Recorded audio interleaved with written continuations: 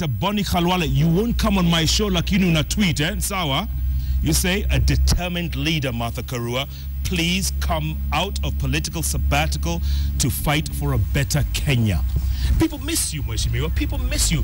But let me ask you this. You were vehemently supportive of former President Mwai Kibaki. You were like his biggest supporter. And in the end, he let you down. You walked away and he let you walk away. Do you feel disappointed? I worked with him. I first appreciate that he gave me an opportunity to serve Kenyans as a minister. And I worked faithfully for as far as I could work. And when my position became untenable, I turned my back without looking back. Any regrets? No, not at all. Because I didn't just support him as Mwai Kibaki. I supported what I believed was right, and I supported my country. It wasn't a case of sycophancy.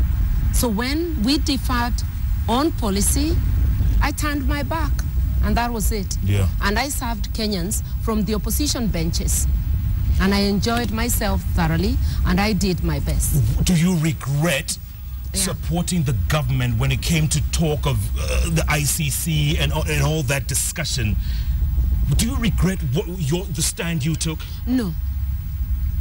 Forming a local tribunal was a commitment we made as government. If you cannot go through with a commitment, you will also let the people of Kenya down. And that's what we are seeing. When people can't keep their word, they'll never keep their word even to the people of Kenya. If we had formed a local tribunal, the talk of ICC would never have a reason. And it's a commitment not made by Martha Karua.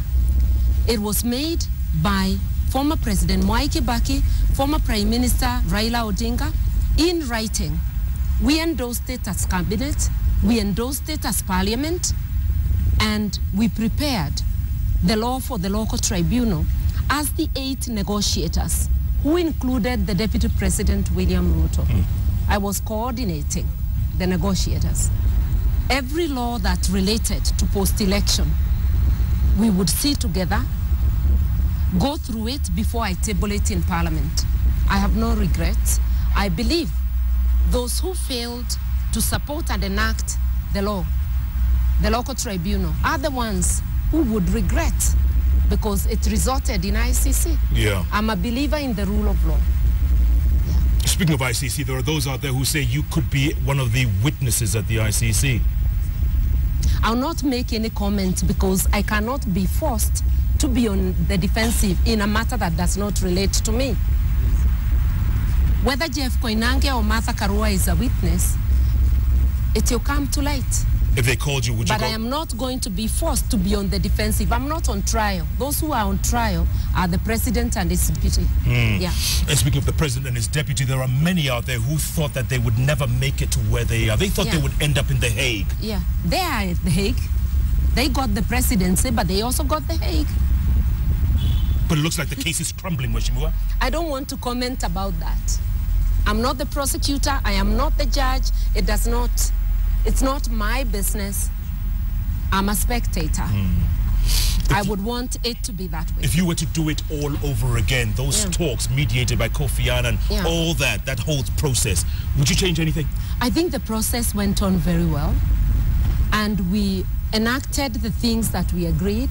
We did most of the things, except we never tackled corruption. We never tackled poverty. We never prosecuted perpetrators of the post-election violence. Not just those of the threshold of The Hague, even the small offenders. Doesn't that worry you that because none were prosecuted, we could go back down that slippery slope? That is why we keep on having flare-ups in Kenya, because we are telling people the law doesn't matter. That is part of the problem. Even in corruption, when you do not prosecute people, when people benefit by breaking the law, you are encouraging many more others. So we need to take the rule of law very seriously. Yeah. Because then tomorrow, people will not wantonly transgress on each other's rights. Absolutely, like Mpeketoni a couple of weeks ago. And all over Kenya, Wajir, Mandera, Pokot, Turkana, all over. We are rising against each other. Yeah. Which comes to the question I asked you before the break. What kind of Kenya are we leaving to our kids, Moshe? That is the question each one of us must ask. The leadership, but also us as Kenyans. Because we can say enough is enough. If a leader is dividing Kenyans on basis of ethnicity, we can say no to such a leader. We can shame them, we can name them, we can shun them. But what do? We embrace. There was somebody on my Twitter timeline today. He was not, or she, because I think one was a she, there were two. One was affirming that the tribe comes first, not Kenya. And they were not doing it in a very civil manner. I just removed them from my timeline. You blocked them? Yes, but blocking is not enough. We still need a conversation. Just to show people the folly. You may think, I may think I'm hating on tribe X to annoy such and such a person. The day that hate turns on you by somebody else and you suffer is the day you will regret. And we need laws to follow through, because, you know, this toothless bulldog they had called a national whatever commission, you know, talking about hate speech or trying to arrest people, there's no follow-through. So people continue. I'll not call it toothless. We must remember that the commissioners, their terms expired. That organization is running without the policy heads. They are backing feebly. They have asked several people to write statements. The prosecutions have not been well coordinated. Some are deserving, some may not be deserving. Why is the executive taking so long to replace the commissioners? We need to strengthen our institutions so that they're able to do their work. Because in the meantime, we continue to hate each other, don't we? Yes. It's like digging our own graves. Any flare-up that takes away Kenyans should worry you and me, because you don't know when your turn comes. Absolutely. Yes. Speaking of flare-ups, why is that place like Mpeketoni, there's a national outcry? And you mentioned Wajir, you mentioned Garissa, and other places. There's not that much of an outcry, but this one, everybody's up in arms. For me, I feel sad whenever there is loss of life. And on my Twitter timeline, which is my main channel of communication, I'm always condemning and calling for leadership, both national and at the local level, to take steps to find lasting solutions to these problems. Because unless if we tackle the root cause, it will be a cyclic thing. And one way of tackling the root cause is implementing the Truth, Justice and Reconciliation Commission report. Because where you have this fighting between clans, between ethnic groups, there is always some history. We need to go down to that, to level the ground, to put that behind us and to move differently. The forefathers of Saba Saba. If they were empowered today. And foremothers, we were there. And foremothers? Yes. My bad, my bad. You all today, looking at today's Kenya, the one you envisioned 20 years ago, are you disappointed? In a way, yes, but I'm also appreciative and gratified. We dreamt of a new political dispensation. It came. We may not be handling it 100% the way we envisioned, but I must honestly say we have come a long way. We still have far to go. I want to appreciate the achievements we have, the institutions we have, the constitution, the laws, but one great failure, which is the failure of those in authority and the failure of us as Kenyans, is cultivating a culture of civility towards one another, a culture of respect for the rule of law, a culture of coming together as one people. We really must change our mindset. We must have this dialogue that will take us to the next place, where we can respect the rule of law and constitutionalism, where we can accelerate development in all areas, because underdevelopment is a factor in most of the conflicts. Desperation, hunger, and abject poverty are issues. I still want and pray that I live to see the day when we tackle these issues. And that's why, as a Kenyan who loves her country, I say, I'm not done yet. There's still work to do. There's still work to do. You're speaking of respect a moment ago. Yeah. Are women leaders being witch hunted in the House? I mean, talk about when Rachel Shebesh was involved in that incident, she was blamed basically for it. CS for devolution, Anne Waigoro, she was almost impeached. Are women being personally singled out for witch hunting, you think? Is it a tough crowd out there? I think it's not just in Parliament, it's anywhere women are. People tend, look at how the nation, almost the entire nation, practiced mob justice on Nancy Barasa when she was the Deputy Chief Justice. Men are getting away literally with murder. But even when she apologized, there was mob justice, almost mob hysteria on her issue. Look at how the men are behaving in many places. What I'm saying, let us remember that every woman you see is related to a male. Every male you see is related to a woman. Because you have your mother, Jeff, you have your sisters, you have your wife, you have your nieces and nephews. The men have their mothers. We women have our brothers, our sisters, our husbands, our friends, everybody. We are part of the same. We must treat each other with respect. We must weigh each other with the same measure. We must treat each other with the same respect. And not to have a different standard for women, a different standard for men. Yeah. And I salute women who brave it and hold it out in the tough world, whether it's business, whether it's politics, in whichever public sphere. Yeah. Women who are able to put their best foot forward. And you keep salute to them. Sure, absolutely. Yes. And you keep saying that you're not done yet. Yes, I ain't done yet. Are those people out there watching you tonight, are they ready for a woman president? Are they ready? We'll only know ready, whether they are ready by someone daring. I dared in 2013. I have no apologies. Totally unrepentant. I will dare again. You don't get tired of this stuff, Mheshimiwa? You don't get tired? How do you get tired of your country? Your country is your home. Can you ever get tired of your home? I'm not tired and I have energy. And I'm playing golf, lots of golf, Jeff. I am having me time. I said, I'm loving myself more than my neighbor Karua. Because I have time to look after myself. Yeah. And one of the lessons I'm learning is that Kenyans give me a gift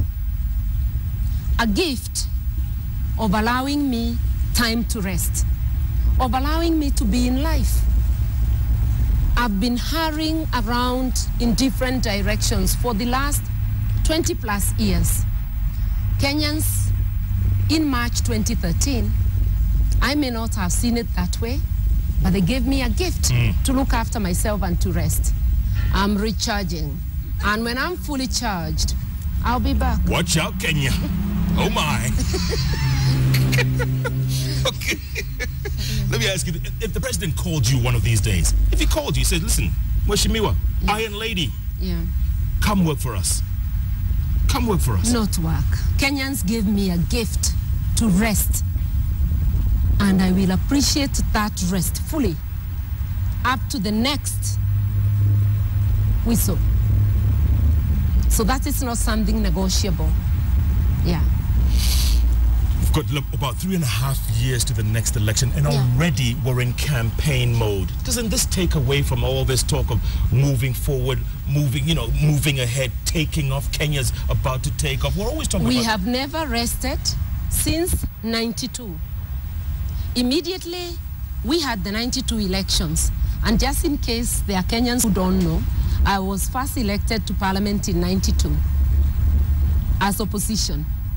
The moment we found KANU had defeated us, we started going around in rallies and talking to people. It has been that way after every election. We did the same in 1997. In 2002, it was slightly different because KANU was so disheartened after the defeat, they went quiet for a while. But 2 years later, 2005 after the referendum, when they joined up together with those who were disgruntled from the National Rainbow Coalition and formed the Orange Democratic Movement, they kept us in campaign mode from 2005 December to end of that term, 2007. So what is different? In 2007, immediately we finished putting the government together in 2008. Again, the country was in campaign mode. Those of us who wanted to vie for presidency, we have all been out there doing our different things, parties competing. Why should it be different this time? Let people have their freedom. Those Kenyans who think it's too early to go to rallies will just go about their business and do their work. Are you afraid we might go back to what happened in 07, 08? Does that cross your mind? Yeah, and that's why I say, as a leader, I want to be very careful about my utterances, not to incite Kenyans to rise up against one another. And I would hope that all leaders bear that burden in their minds. And that's why I get very disappointed when I hear a leader talking of communities doing this and this. Communities never commit offenses. It's a group of individuals. Communities are never in power. It's a group of individuals and their cronies. We really must stop that talk that divides Kenyans. As leaders and as Kenyans, we must reject leaders who are dividing us on tribal basis. None of the leaders, not the president and his deputy, not the CORD leader and his core principles, not Martha Karua and NAC Kenya, will put the next meal on your table. We can only create an enabling environment for you to eke out a living. Tribe will never put food on your table. It is at the moment of need, it is you and your God. Let us always remember that and stand together as Kenyans to give each other a chance to try and eke out a living, to try and live in peace and get on with our lives. Indeed. Yeah. And Kenya will still be here after Saba Monday, right? Yeah. And long after. And long after. We are here after elections. The world did not come to an end. There were people who were asking me, what will you do? I was before politics. I am even on sabbatical. And I'm loving it. And we are loving you on JKL, Mweshimiwa. Thanks for coming. Do more of these. Come back out. Talk some more. We need voices of reason. It takes a woman to Thank you. My sabbatical ends in March next year. But I'll keep on making one or two occasionally. Will you come back on the show? I won't tell you when, Jeff, but possibly yes. That's good enough for me. Yes. That's good enough for me. Yes. And that's good enough for us right now. Keep tweeting. I apologize I couldn't read most of your tweets, but the Iron Lady was making a lot of sense and sense that we all need to reflect on. So, our handle, at Martha Karua, mine is at Koinange Jeff, the hashtag JKL. Let's keep talking. Let's have that conversation. And yes, life will still go on after Monday. Mpende, msipende. Tomorrow night. 1 second. Tomorrow night, right here on JKL, same time, same place.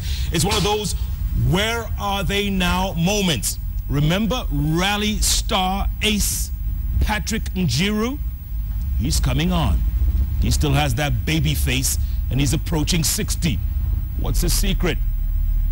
That's tomorrow night, right here on JKL, only on Kenya's television network, KTN. Thanks so much for joining us. Good night. Good luck. And thank you, First Iron Lady. Good job.